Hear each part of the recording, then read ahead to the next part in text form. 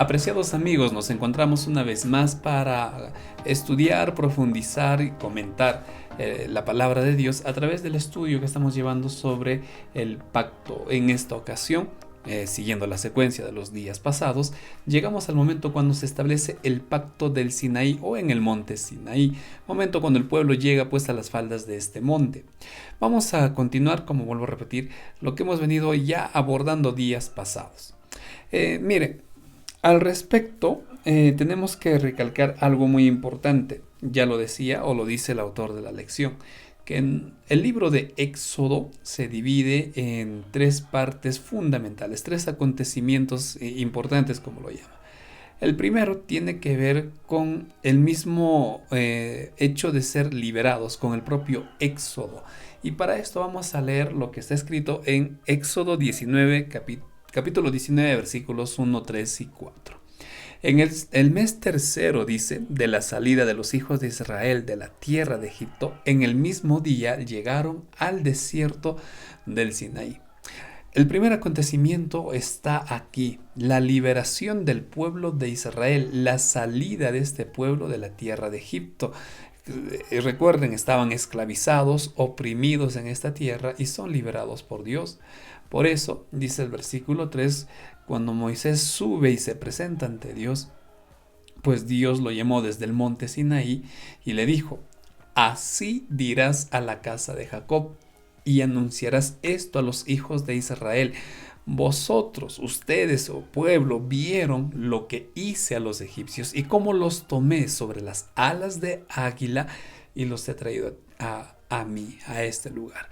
Este es el primer acontecimiento, la liberación, que tiene, vamos a decirlo así, tiene una especie de ilustración cómo Dios nos rescata del pecado, porque incluso Pablo dice que el pasar por el Mar Rojo fue como un bautismo para el pueblo de Israel. Entonces, la liberación del pueblo de Israel es una ilustración que solo Dios puede liberarnos de las garras del pecado. En este caso Egipto estaría ilustrando pues la opresión que el pecado, que el enemigo ejerce sobre nosotros. Este es el primer acontecimiento. Dios nos libera, Dios nos rescata. El segundo acontecimiento tiene que ver con el establecimiento del pacto propiamente. Vamos a seguir leyendo los siguientes versículos del capítulo 19. En los versículos 6 y 7 vamos a ver el segundo momento, el segundo acontecimiento importante de Éxodo. Ahora pues, dice el Señor a Moisés, diles esto al pueblo: si ustedes escuchan mi voz, si ustedes guardan mi pacto, llegarán a ser mi especial tesoro sobre todos los pueblos de la tierra. ¿Saben por qué? Porque mía es la tierra, le dice, y ustedes serán un reino de sacerdotes y gente santa. Estas palabras comunícales al pueblo, a los hijos de Israel. Y en efecto eso es lo que hizo Moisés. Convoca a los ancianos y comienza a decirles el mensaje. Y dice, todo el pueblo respondió a una y dijeron: todo lo que el Señor ha dicho, haremos. Y Moisés se dirige al Señor y le dice: ¿sabes qué? El pueblo aceptó el pacto. Este es el segundo momento, el establecimiento del pacto propiamente dicho. El primero, Dios libera al pueblo y le recuerda: yo lo saqué por si acaso, no salió por Moisés, no salieron por su cuenta, por el faraón, no, yo los liberé. Ahora quiero establecer un pacto, quiero establecer una relación especial con ustedes, pero como ya hablamos anteriormente, si ustedes escuchan mi voz, si ustedes se acostumbran a oírme, a buscar, si ustedes tienen el gusto de escuchar mi voz, mi palabra, entonces confiarán y obedecerán. Y serán así mi especial tesoro. Ese es el pacto que quiero establecer. Yo los enaltezco, yo hago de ustedes una gran nación, yo hago que ustedes resplandezcan, pero ustedes tienen que hacer su parte. Y el pueblo le dice a Dios a través de Moisés: está bien, todo lo que el Señor ha dicho, haremos. Se está estableciendo el pacto. Segundo acontecimiento importante del libro de Éxodo. Ahora miren, apreciados amigos, la lección aquí profundiza en algo muy interesante. Dice: aunque el Señor había redimido a Israel de la esclavitud en Egipto, en realidad el Señor quería que entiendan que la redención no solo radicaba en el hecho de liberarlos de la opresión de la esclavitud humana, de las tareas pesadas de Egipto.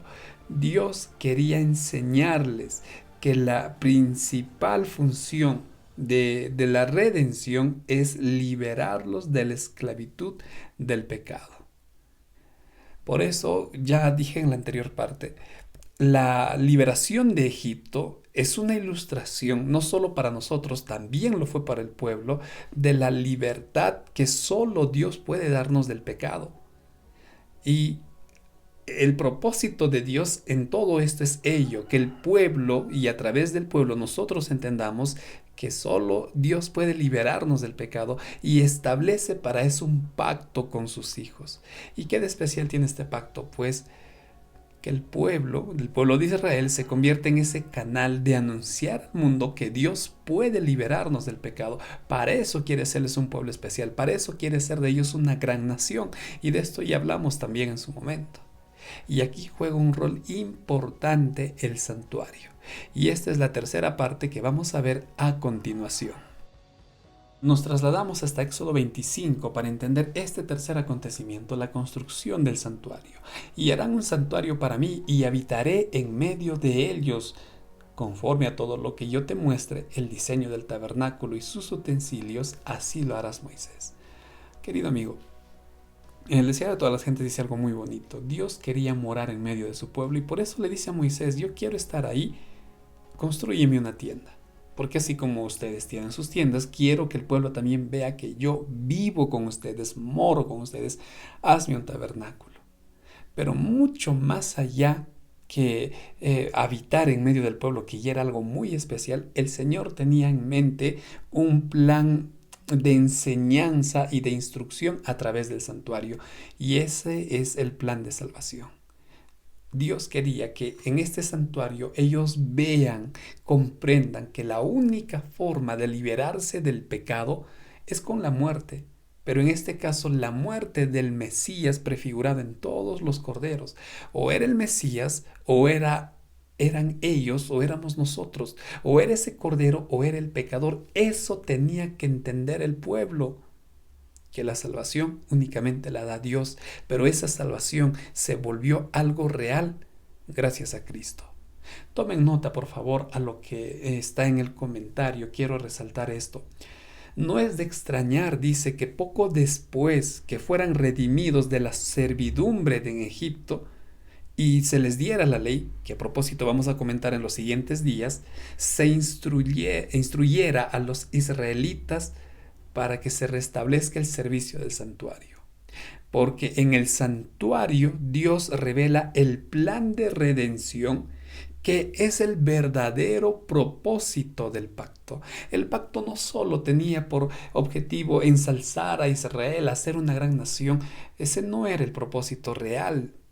El propósito real del pacto es transmitir el plan de salvación. Porque el pacto, dice, no es más que un pacto de salvación que el Señor ofrece a la humanidad caída.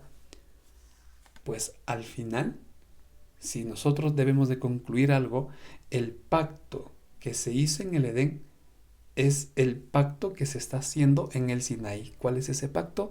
Que he aquí, vendrá un descendiente de Eva que dará salvación al mundo.